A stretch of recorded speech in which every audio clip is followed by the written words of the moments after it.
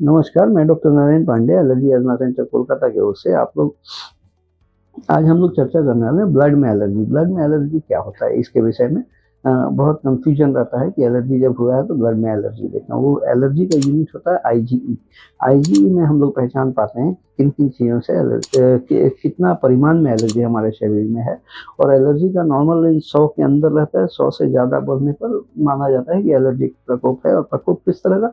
सर्दी, खांसी, छींक, हाँफनी, सांस में तकलीफ, बदन में नोचनी, अर्टिकेरिया, एंजियोएडिमा, इस तरह की चीज़ें होती हैं। तो ब्लड में एलर्जी लेके लोग जांच करा के परेशान रहते हैं, क्या, कैसे, क्यों।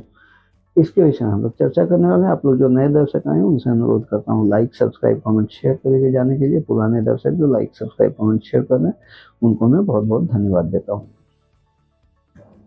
हम लोग कोलकाता में सियालदह स्टेशन के पास पैदल चलने योग्य रास्ता मौलाली मजार और इंटाली सिनेमा हॉल के बीच वाले मकान में अवस्थित है। हमारे यहाँ परिसेवा लेने के लिए अग्रिम अपॉइंटमेंट 500 रुपये नॉन रिफंडेबल डिपॉजिट देना पड़ता है।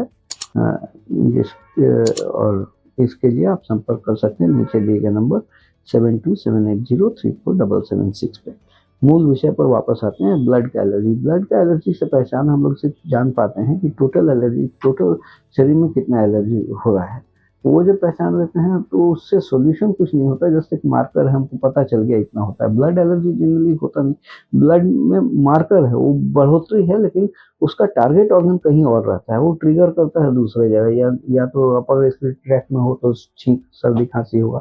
लोअर रेस्पिरेटरी ट्रैक्ट में हो तो सांस का तकलीफ होगा। बदन में, चमड़े में हो तो नोचनी होगा, अर्टिकेरिया होगा, जूलपित्ती होगा, इस तरह का प्रॉब्लम्स आएगा। बहुत सारे लोग ब्लड एलर्जी टेस्ट करा के, ब्लड का सीरम एलर्जी टेस्ट या सैट टेस्ट कराते हैं, उससे पहचान करते हैं किन किन चीज़ों से कितना एलर्जी है। लेकिन वो कराने के बाद भी कुछ सोल्यूशन नहीं होता है, क्योंकि उसमें बहुत सारे इनिशियल फेज में बोटानिकल नेम्स रहता है और हम लोग वो नाम नहीं पहचान पाते हैं, इसलिए उस रिपोर्ट को स्किप करते हैं। खाद्य पदार्थ जिन पर आता है उस पर फोकस करते हैं और खाना पीना परहेज करना शुरू करते हैं। लेकिन वस्तुतः देखा गया है कि खाना पीना परहेज करने के बाद भी एलर्जी हो ही रहा है।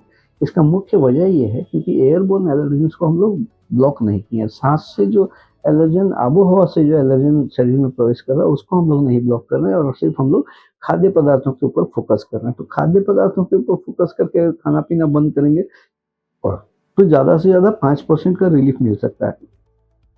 95% रिलीफ मिलने के लिए हम लोग को एयरबोर्न फैक्टर का के तरफ तवज्जो देना पड़ेगा। इसके लिए हम लोग को ज़रूरत है मॉडिफाइड स्किन पे टेस्ट करके, चमड़े में एलर्जन परीक्षण करके पहचान करना, चिन्हित करना किन किन चीज़ों से कितना परिमाण में एलर्जी हो रहा है। ये जब पहचान हो जाए तो उसके खिलाफ स्पेसिफिक इम्यूनोथेरेपी वैक्सीन बना के लेना, और ये वैक्सीन लेने से शरीर में जिन चीज़ों से एलर्जी हो रहा है उसके खिलाफ स्पेसिफिक रोग प्रतिरोध क्षमता बनना तैयार हो जाता है, बनना शुरू हो जाता है। और जब रोग प्रतिरोध क्षमता बन जाएगा तो एलर्जी से हम लोग निजात पा सकते हैं। इस तरह का परिसेवा अगर लेने का जरूरत पड़े तो नीचे दिए गए नंबर 7278034776 में संपर्क करके आप अपॉइंटमेंट लेके आके ये परिसेवा ले सकते हैं। हम लोग कोलकाता में सियालदह स्टेशन के पास पैदल चलने योग्य 5 मिनट का रास्ता मौलाली मजार और इंटाली सिनेमा हॉल के बीच वाले मकान में अवस्थित है। और अपॉइंटमेंट लेने के लिए नॉन रिफंडेबल 500 रुपये जमा करने पड़ते हैं, जिसके लिए नीचे दिए गए नंबर 7278034776 में आप कॉल करके अपॉइंटमेंट ले सकते हैं। आज के लिए इतना ही। आप लोग स्वस्थ रहें, खुशहाल रहें। मैं doctor Narayan Pandey, allergy asthma centre Kolkata की ओर से। अगर अभी तक चैनल नहीं सब्सक्राइब किया तो दया करके चैनल सब्सक्राइब करके जाएंगे, सब्सक्राइब ऑल बटन प्रेस करेंगे, और वीडियो अगर पसंद आया तो एक लाइक तो बनता है। धन्यवाद।